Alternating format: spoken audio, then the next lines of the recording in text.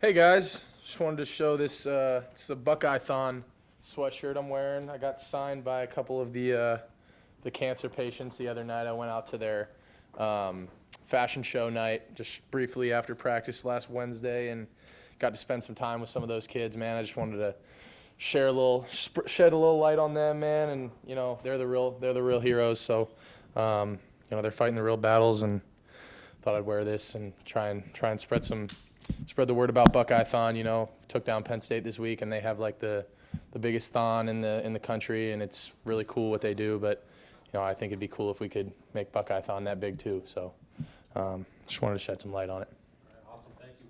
Dave, go ahead.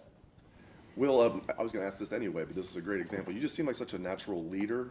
Have you always been that way as you look back, or is that something you kind of had to grow into?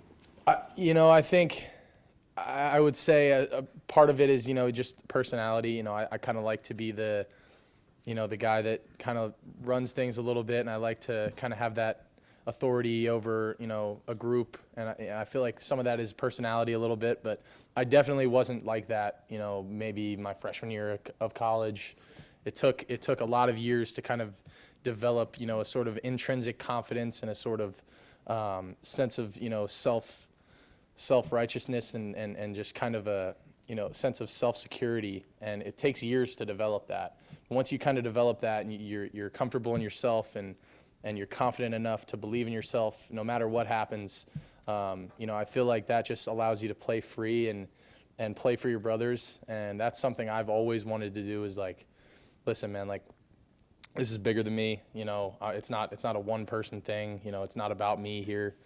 I don't care if I play my worst game. If we win, that's all that matters. And that's kind of how I want to approach the game, and that's how I want my teammates to know me, and that's just kind of the way that I want to approach it. And being a leader, I feel like, is just kind of being yourself. And I don't think you have to necessarily do anything or be anything. You just got to be yourself and be real. And if you're real and if you're genuine, people are going to want to follow you. And I've been fortunate enough to this team has rallied around me really well, and we just have such good high quality character guys, and I wouldn't want to be a part of any other team, man. I'm so blessed to be here and blessed to be in the position of a leader on this team.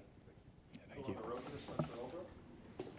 how much restraint did it take you to not try to take that very last run, the distance? Took some self-control for sure, but yeah, we talk about all the time, that situation and downtime, first down, get down kind of situation, because you don't want to allow them to, something crazy happens. I think it was UNC App State last year. They went down and scored with a minute or so left, and App State went down and scored, onside kick, score again to win the game.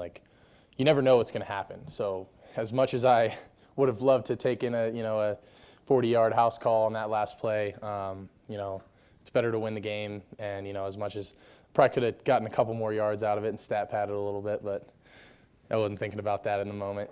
Just get down, get the win. To be able to use your legs in those moments, we've talked about you relatively this year, but when you guys needed the plays the most, you used your legs.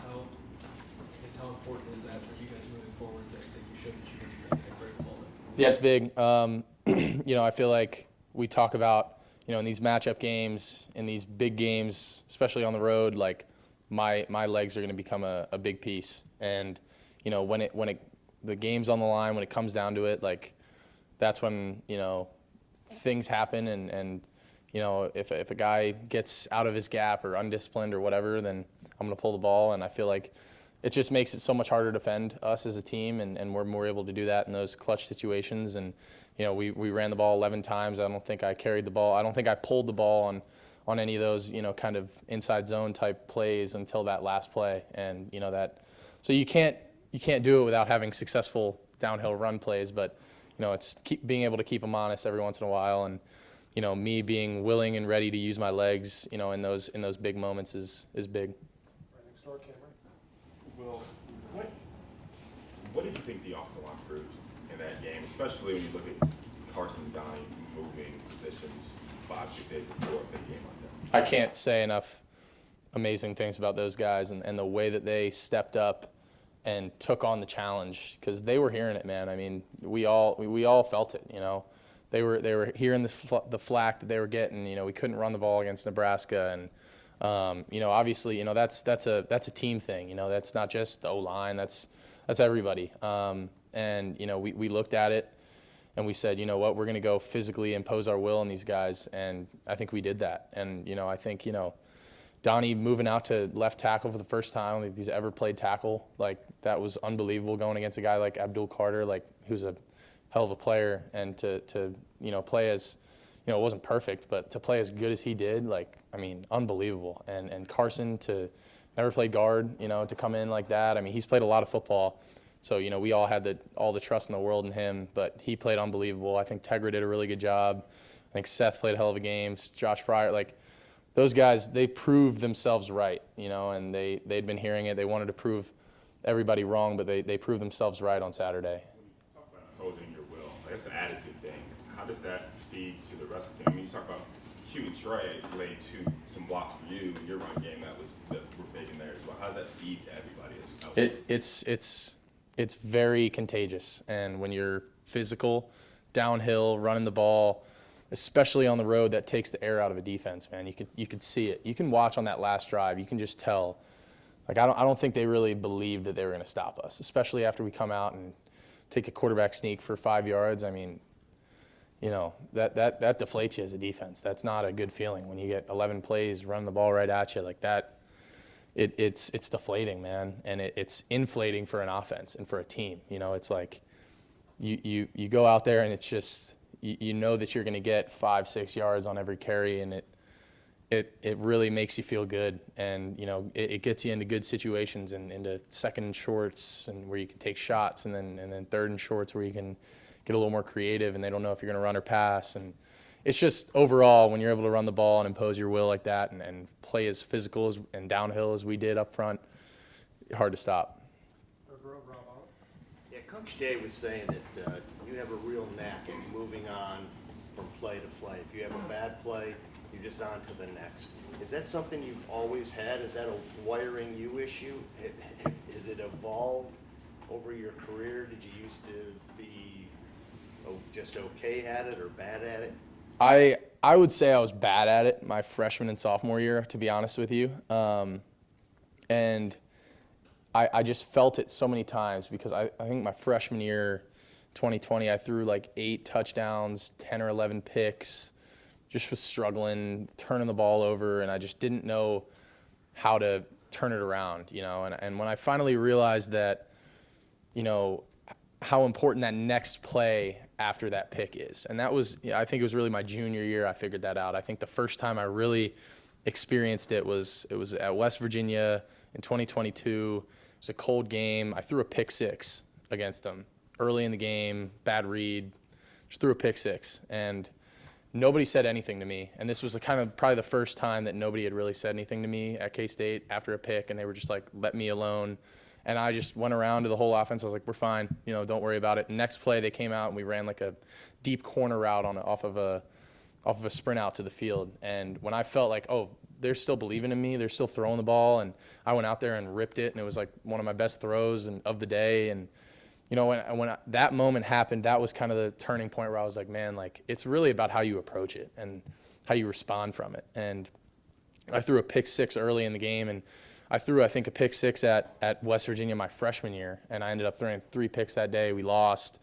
But in that game against West Virginia in 2022, after that pick 6, I bounced back and threw like 2 touchdowns and had a great game, you know. And I was like, man, you know, the 2 games started kind of the same, but they ended differently. Like, I looked back and I was like, how did I approach that differently? I was just like, I just said, screw it, move on, and didn't really let it affect my confidence. And, you know, it took taking some hits and taking some, you know, some lumps early in my career. But once I was able to kind of work through that, I was like, man, you know, it's all about how you respond. And it's the next play after that bad play. Because as much as I'd love to go back and change that play, you can't.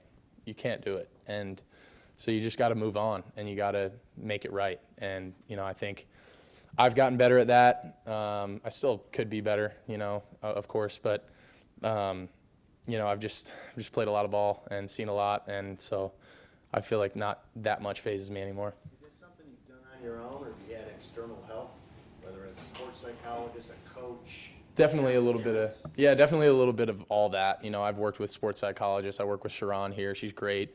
My mom's big on that. Like, she's always instilled in me, like, your mental preparation is just as important as your physical preparation. And that's something I think I understood a little more when I came here, is that, I want to get my body ready and have my body ready for the game and do my recovery. But, what am I doing to recover my brain, and how am I, whether that's, taking some time to get away from the game a little bit, maybe after the game, and having some escapes, but also being able to, just have a sense of security and not, because when I was young, I used to make a mistake and say, man, like, am I that good? Am I good enough? And now it's like, I am, I believe that I am. And when you believe that, and when you don't let one play shake who you are, I think my faith has helped a lot with that. I think just, playing for a bigger purpose, it helps you move past, obstacles like that. And, my trust in the Lord,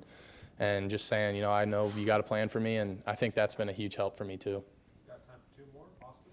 It looked like, Will, on Saturday that the offense was more engaged when the defense was on the field with them, and support, same vice versa for the defense to the offense. Like, the energy looked different. I don't know if it felt that way to you, if there was something that you guys did differently as a team.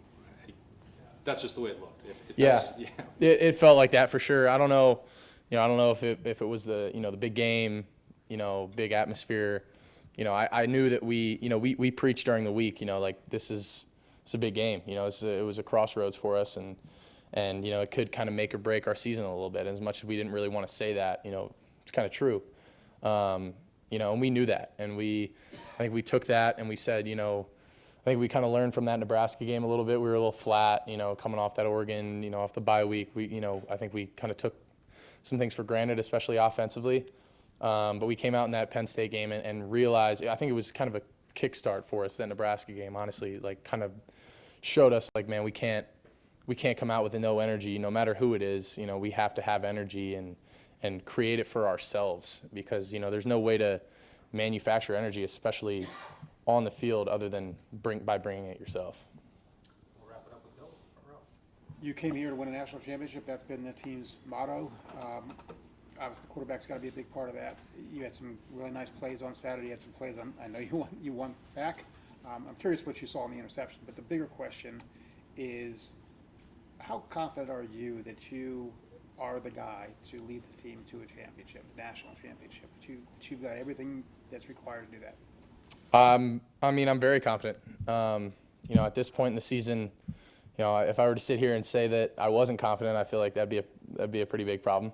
I'm very confident, and that's just because, I trust in my training, and I trust in the Lord and His plan for me. I trust in my teammates, and, at the end of the day, man, what God's will is will happen. But at the end of the day, man, I'm going to go out there and give it my all. And I know that I have what it takes to get it done. I didn't play my best game against Penn State, but I feel like I do play well. I think, maybe I let the emotions get the most of me a little bit at some points. But at the end of the day, man, like, I came here for one big reason, and that's to win a national championship. And, that's still ahead of us. And I'm thrilled about this win.